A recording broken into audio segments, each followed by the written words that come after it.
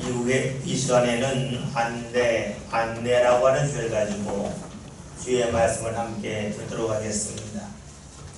미국에서 10년 이상을 살았던 신고 목회자가 어느 날 미국 집과 한국 집의 마당의 차에 관하여 말을 했습니다. 우리나라 집의 특징은 앞마당이 넓고 뒷마당이 좁지만 미국에 있는 집은 앞마당이 좁고 뒷마당이 넓다고 했습니다.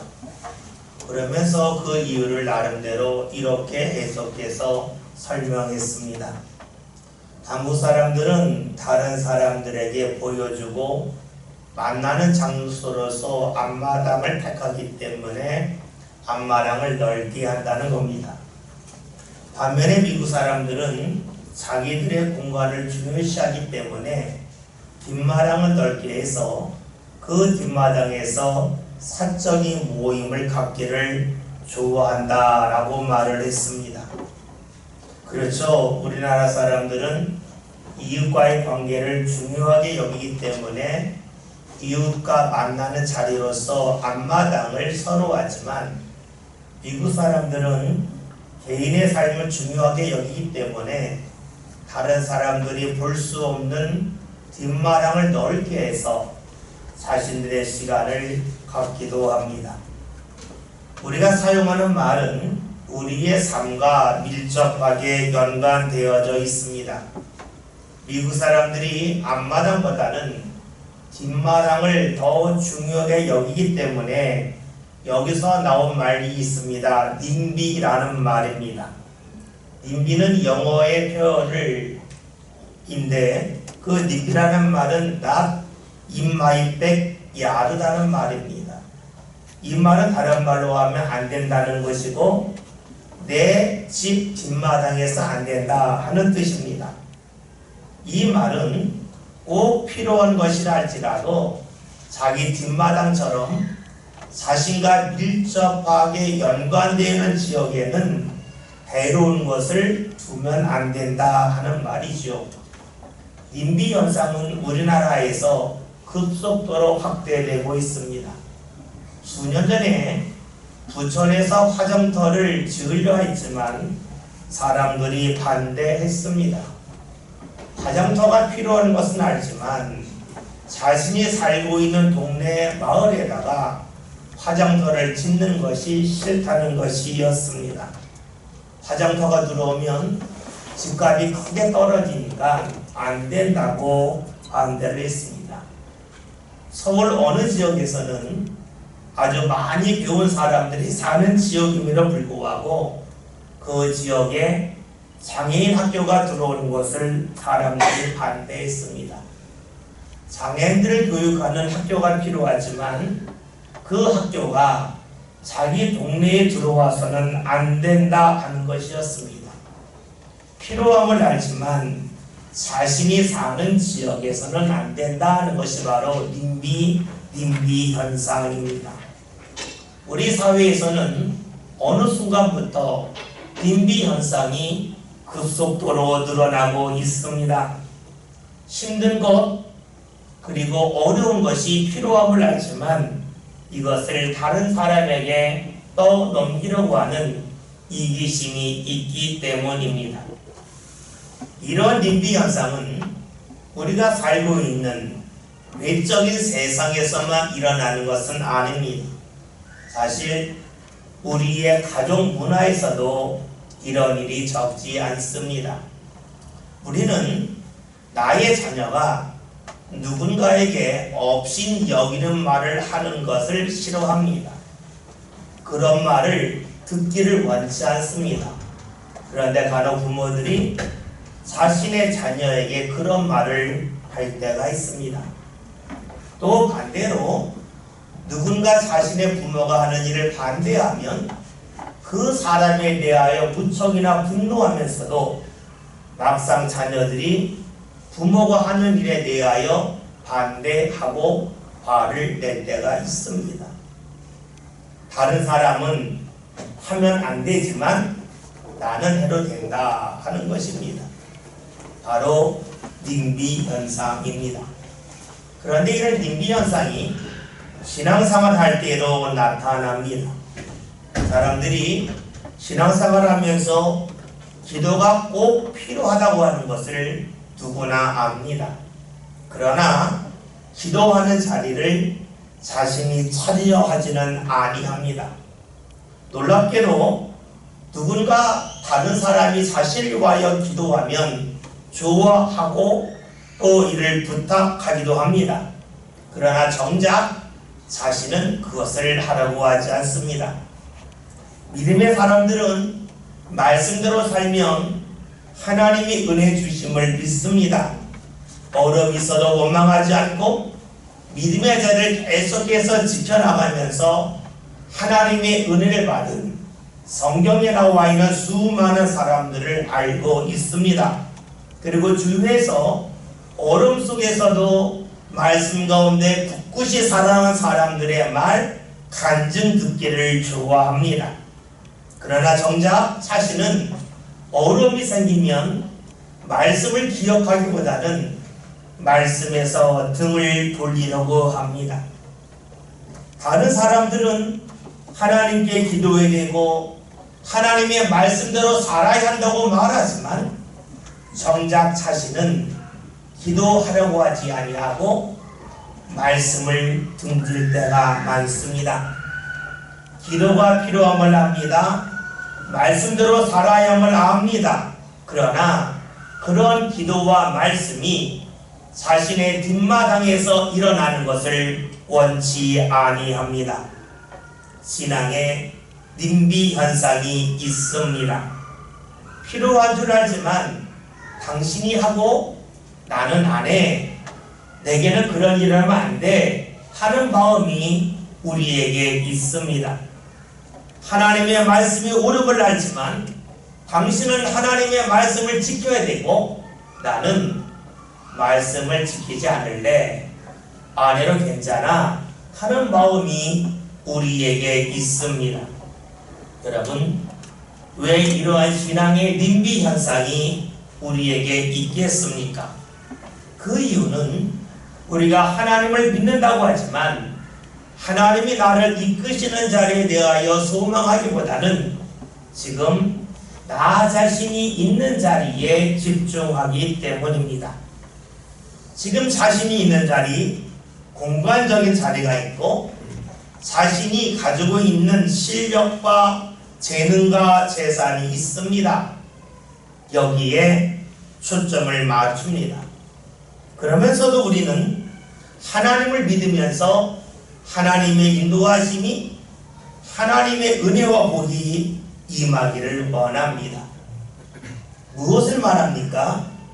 하나님의 은혜가 임하기를, 그래서 삶이 변하기를 원하지만 실제로는 그러하지 않다 하는 것입니다. 이것은 물놀이 하기를 원하면서도 옷을 벗지 않고 있는 사람이거나 혹은 옷이 물에 젖을까 두려워하는 사람의 모습과 같다고 할 수 있습니다. 물놀이를 원한다면 옷을 벗고 물속에 들어가든가 아니면 옷이 젖을 것을 각오해야 합니다. 그런데 물놀이를 원하면서도 옷도 벗지 아니하고 옷이 물에 젖지 않기를 원한다면 여러분, 그 사람이 정말로 물놀이를 원하는 사람이라고 말할 수 있겠습니까? 물놀이 할 때에 옷을 벗는 것처럼 우리가 하나님의 은혜를 받기 위해서는 나 자신의 생각과 주장을 벗어버려야 합니다. 아니면 물놀이를 할 때에 옷이 젖을 각오를 하듯이 하나님의 말씀이 자신의 삶 가운데 하나하나 젖어들기를 소망하며 몸을 움직여야만 합니다.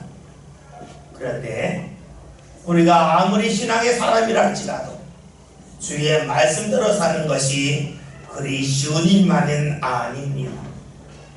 오늘 성경에 등장하는 사람들도 역시 그러했습니다.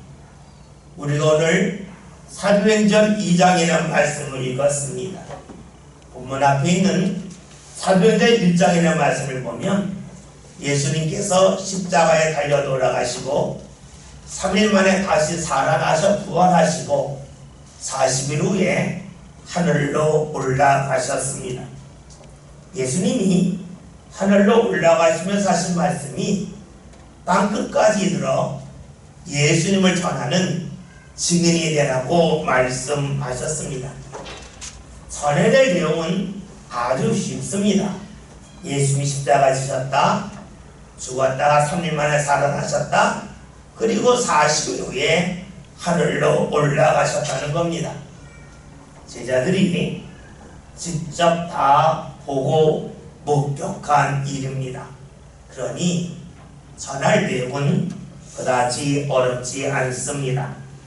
그런데 아는 것과 아는 것을 전하는 것이 같은 것은 아닙니다. 앞에서 언급했듯이 기도가 중요함을 알지만 기도하는 것과 아는 것은 다르지요. 말씀대로 살아야 하는 것을 아는 것과 말씀대로 사는 것은 다릅니다. 그렇습니다. 예수님을 믿고 경험한 제자들이 십자가를 보았고 부활을 보았고 예수님의 승천을 보았지만 이것을 전하는 것은 쉽지가 않았습니다. 그 이유는 두 가지입니다. 제일 먼저 두렵기 때문입니다. 예수님에게 일어난 일을 전할 때에 이를 싫어하는 사람들이 있습니다. 당시 유대의 지도자인 이들입니다. 이들은 제자들에 비하면 힘도 셌고 권력도 많았습니다. 제자들을 압도했습니다. 그들이 반대하기 때문에 그들이 반대하는 예수를 전한다고 하는 것은 두려운 일이었습니다. 두려우면 사람들은 할 수 있는 일도 제대로 하기가 힘들지요. 두 번째 이유는 실력의 문제입니다. 두려움을 넘어섰다 할지라도 예수님을 땅끝까지 전하는 것은 어렵습니다. 왜냐하면 예수님의 제자들은 외국어를 할 줄 몰랐기 때문입니다.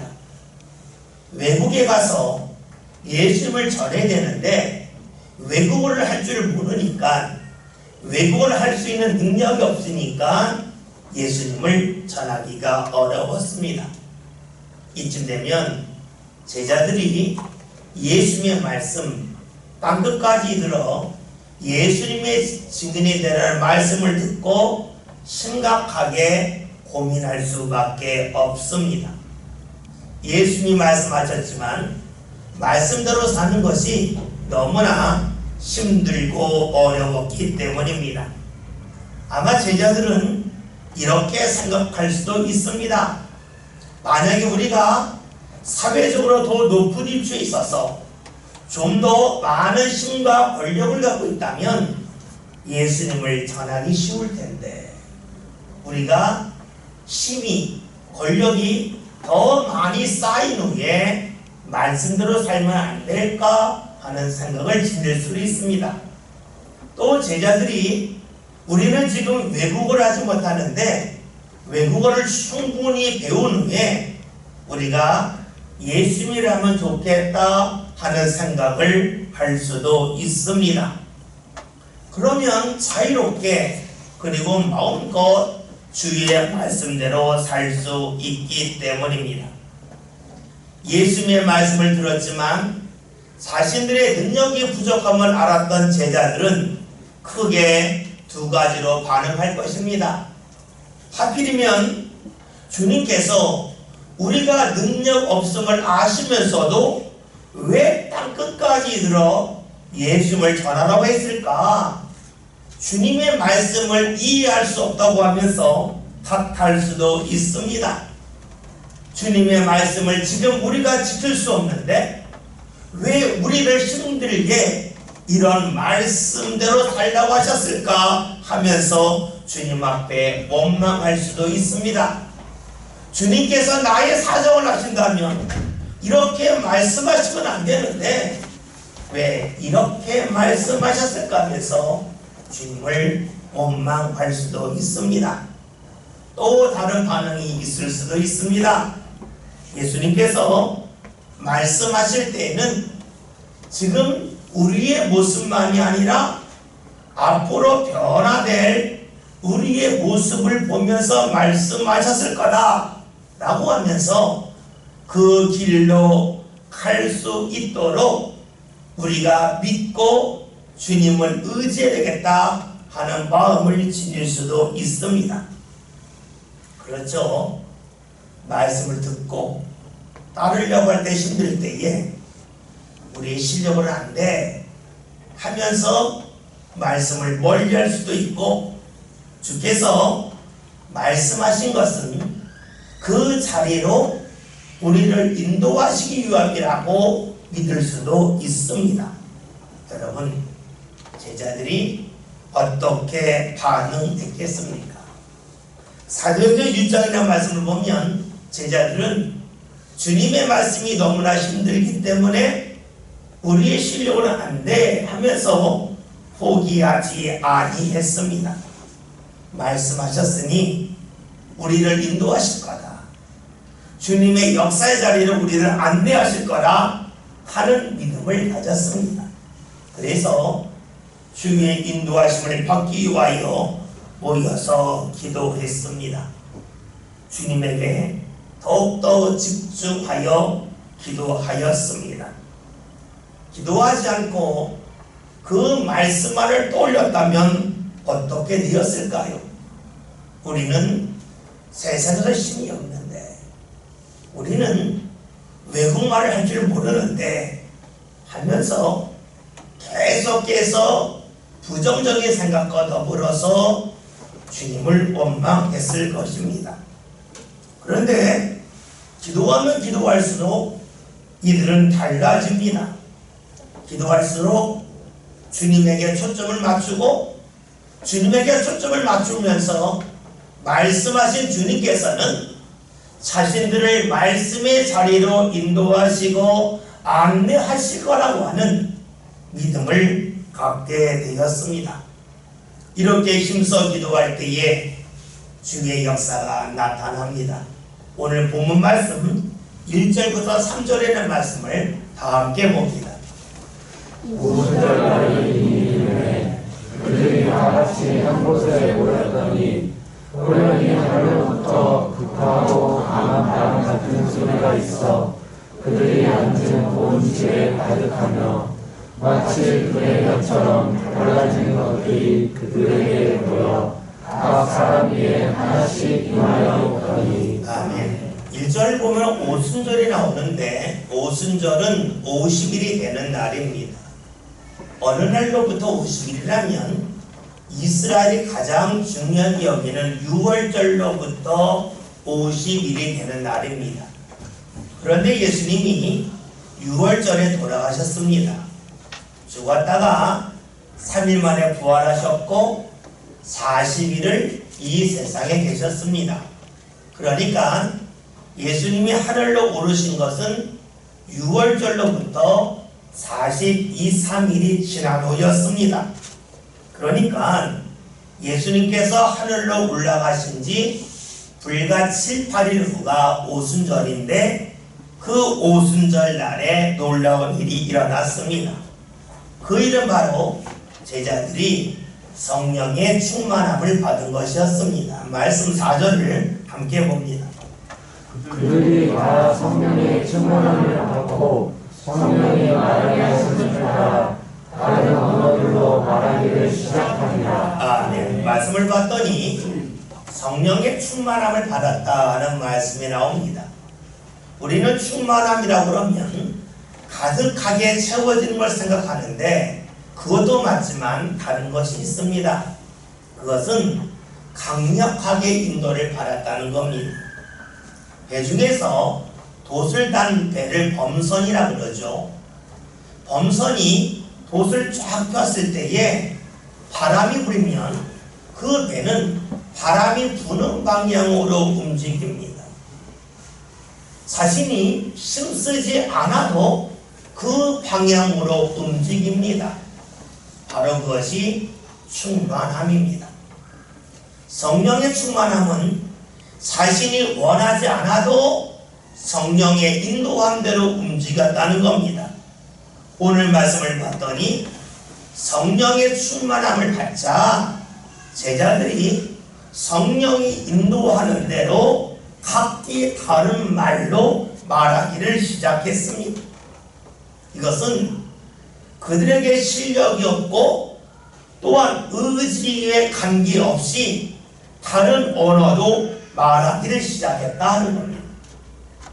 그러면 다른 언어가 무엇일까요? 오늘 5절부터 8절에 있는 말씀을 함께 봅니다. 말씀을 봅니다. 그때 경건한 유대인들이 천하 각국으로부터 와서 예루살렘에 머물러 있더니 이 소리가 나매 큰 무리가 모여 각각 자기의 방언으로 제자들이 말하는 것을 듣고 소송하여 다 놀라 신기하게 여겨 이르되 보라, 이 말하는 사람들이 다 갈릴리 사람이 아니냐. 우리가 우리 각 사람이 하는 곳 언어로 듣게 되는 것이 어찌 되느냐. 아멘. 우리가 1절에서 오순절을 보았는데 오순절은 이스라엘의 큰 명절입니다. 그 명절이 되면 이스라엘 사람들 중에서 외국에 갔던 사람들이 예루살렘으로 모였습니다. 그런데 이들이 외국에서 살다가 예루살렘에 왔는데 놀라운 일을 보는 것은 지금 갈릴리 사람들이 자기들이 사용하는 외국말로 말하는 것을 듣게 되었습니다. 오늘 7절에서 6절에서 각기 자기의 방언이라고 하는 것은 그 지역의 말을 말합니다. 그 지역의 말로 말하는 것을 듣게 되었다 하는 것입니다. 다시 말하면 성령이 충만하여서 성령의 인도함대로 제자들이 말을 했는데 그들이 한 말은 외국말이었다 하는 것이었습니다. 예수님의 말씀대로 예수님에 대하여서 땅끝까지 가서 외국에 가서 예수님을 전해야 되는 증인의 역할을 하려고 할 때에 문제가 된 것이 바로 언어의 문제였습니다. 자신들의 실력으로 할 수 없는 말을 하라고 하니까 이건 할 수 없어, 이것은 안 돼 라고 생각할 수도 있었겠지만 제자들은 자신의 능력이 아니라 말씀하신 주님에게 초점을 맞추며 기도하였을 때에 주님께서는 그들에게 성령의 충만함을 경험케 하셨습니다. 이를 통해서 그들의 문제를 뛰어넘게 하셨습니다. 성령을 받은 이들이 외국말로 말하는 것을 들은 사람들이 크게 놀랐는데 그 이유가 무엇인가 7절에는 말씀을 보았더니 다 놀라 신기하게 여겨 이르되 보라, 이 말하는 사람들이 다 갈릴리 사람이 아니냐라고 사람들이 반응했습니다. 갈릴리는 지역을 말하는데 이스라엘 사람들 중에서 가장 가난하고 배움이 부족한 사람들이 사는 지역입니다. 그 지역 사람들은 말투가 달랐고 입은 옷을 보면 어느 지역인지 충분히 알았는데 바로 갈릴리 사람들이었다는 겁니다. 그러니까 가난하고 배움이 부족한 갈릴리 사람들이 외국말로 말하는 것을 보고 사람들은 크게 놀랐습니다. 여러분, 무엇을 말합니까? 말이 통하지 않았는데 성령이 임하였더니 말이 통하게 되었다는 겁니다. 말이 통한다고 하는 것은 단지 같은 언어를 사용한다 하는 것만이 아닙니다. 우리가 똑같이 한국말을 사용하지만 우리가 이런 말 하죠. 누구하고는 말이 안 통해 라고 말합니다. 말이 안 통하는 것은 그 사람이 영어를 쓰기 때문이 아니죠. 똑같이 한국말을 사용하는데 말이 통하지 않습니다. 왜 말이 통하지 않을까요? 들은 말에 대한 해석이 다르기 때문입니다.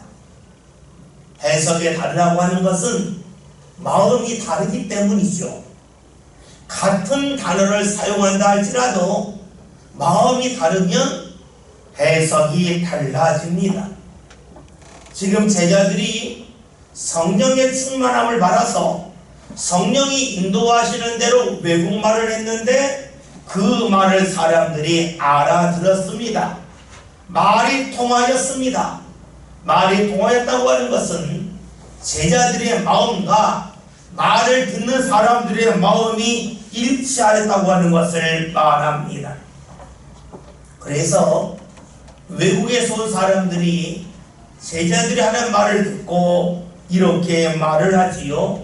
9절부터 11절의 말씀을 함께 봅니다. 말씀을 봅니다.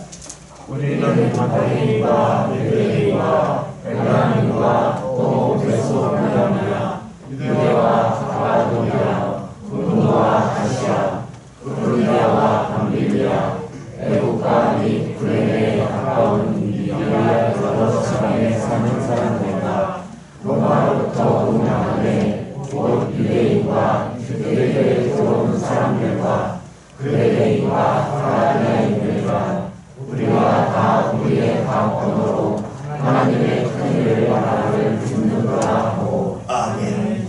우리가 9절부터 11절 앞부분을 보면 어느 지역에서 자신들이 왔는지를 말하는데 주목해야 할 말씀은 11절 하반절에 있는 말씀입니다. 그들이 하는 말이 우리가 다 우리의 각 언어로 하나님의 큰 일을 말함을 듣는도다 라고 말합니다. 단지 갈릴리 사람들이 외국말을 한다라고 말하지 않고 하나님이 하신 큰 일을 우리가 들었다고 말합니다. 제자들이 한 말은 예수님의 십자가와 부활과 승천입니다.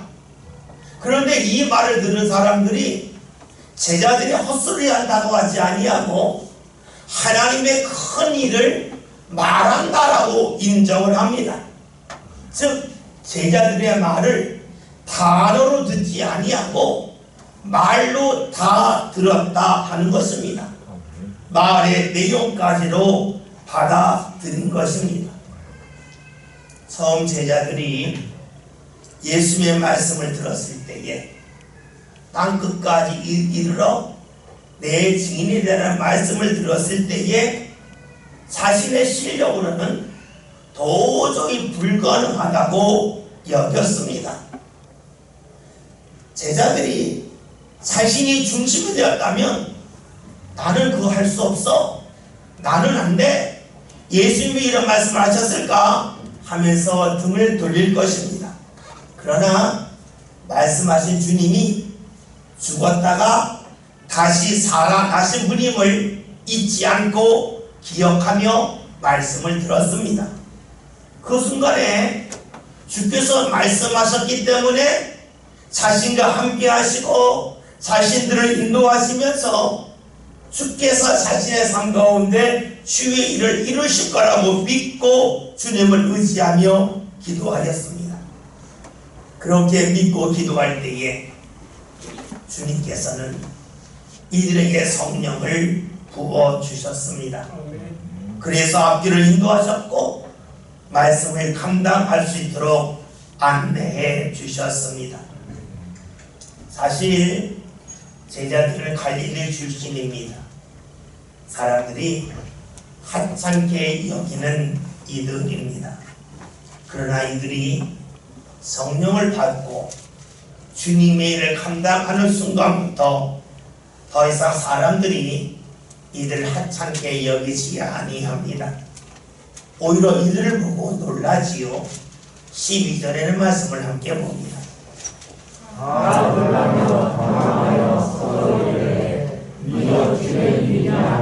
아멘. 사람들이 제자를 보며 놀랐습니다. 자신들이 생각 이상의 일을 그들이 행함을 보았기 때문입니다. 여러분, 주의 말씀이 어렵게 다가올 때가 있습니다. 제자들이 들었던 말씀은 어려운 말씀입니다.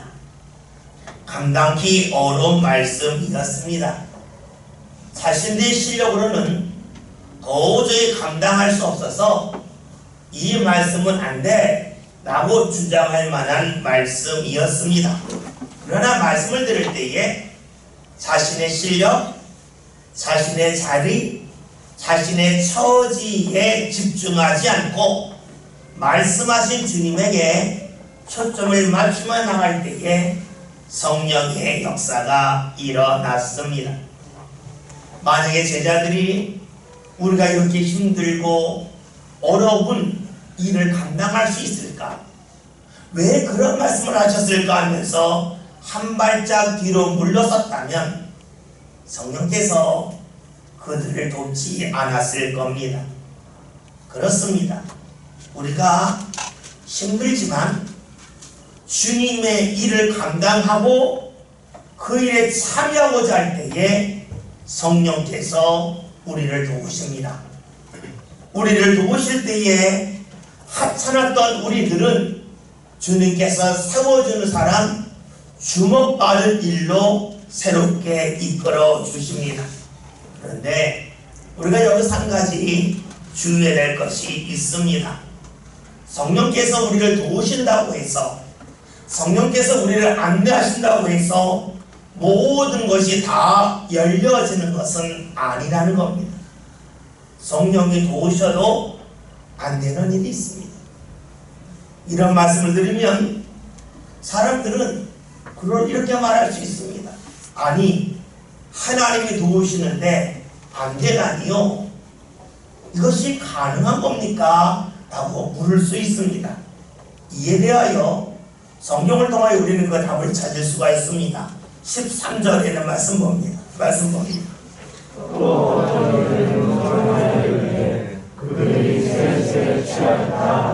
아멘. 성령의 충만함을 받아서 외국말로 예수님의 십자가와 부활과 승천에 대하여 전하는 제자를 향하여 조롱하는 사람들이 있었습니다. 술에 취했다는 겁니다. 왜 이런 말을 할까요? 술에 취하면 사람들이 하지 않는 행동을 하기도 하고 말을 하기도 하기 때문입니다. 그러니까 제자들이 술에 취해서 헛소리 한다고 여긴 것입니다.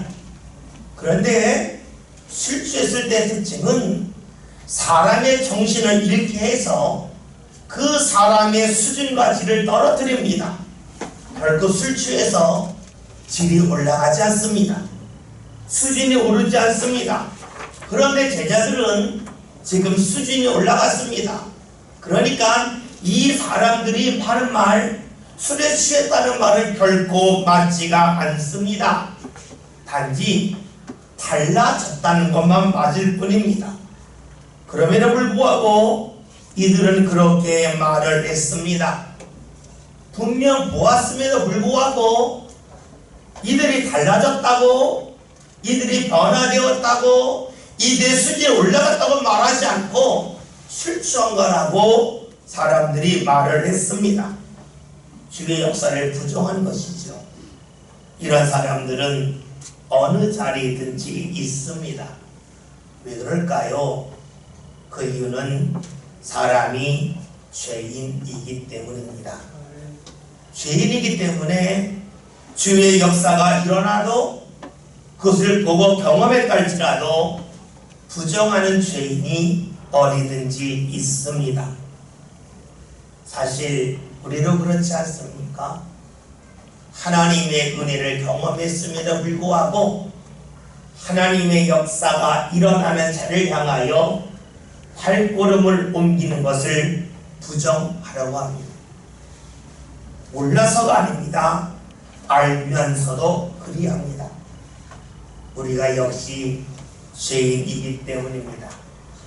그렇게 우리는 주의 역사가 일어날 때에 이를 부정하거나 주님의 일을 가로막는 사람을 보면서 실망하거나 낙심할 필요는 없습니다.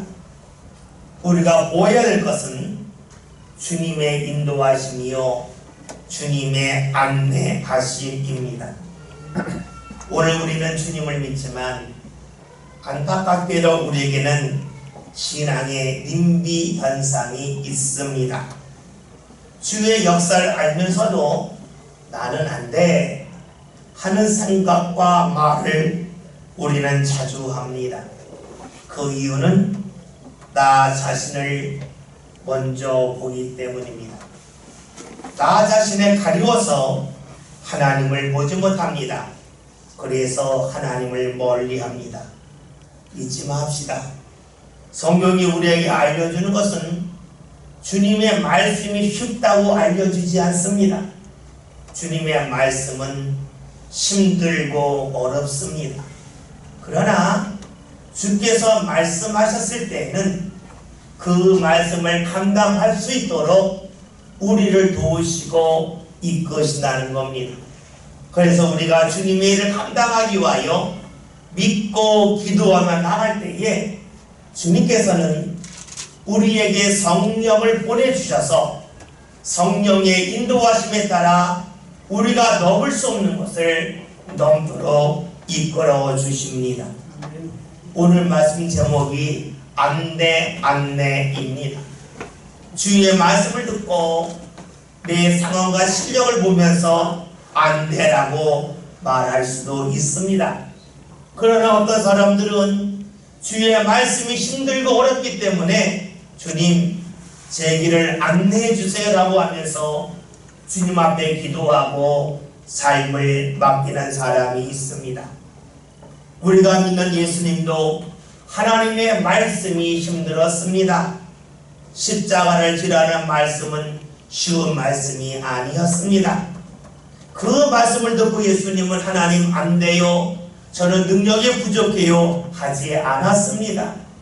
주의 뜻이 이루어지길 원했고 주의 인도하심을 소망했습니다. 그런 예수님을 하나님은 끝까지 붙잡고 안내해 주셔서 십자가에서 죽은 후에 3일 만에 다시는 살아나도록 인도해 주셨습니다. 오늘은 성령 강림 주일입니다. 성령 강림 주일은 어떤 날입니까? 주의 말씀을 듣고 그 말씀이 안 돼요라고 말하는 우리들로 하여금 주님을 믿고 주님을 의지하며 기도하며 나갈 때에 주님께서 우리를 안내해 주심을 분명히 드러내준 날입니다. 여러분, 오늘 성령 강림주를 맞이하여 주의 말씀이 힘들게 다가옵니까?